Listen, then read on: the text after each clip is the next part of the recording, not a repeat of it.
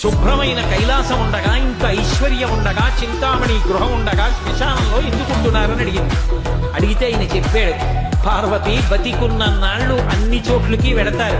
ఏమీ తోచట్లేదు, శ్మశానానికి వెళ్ళొద్దామని ఎవరు రారు పార్వతి.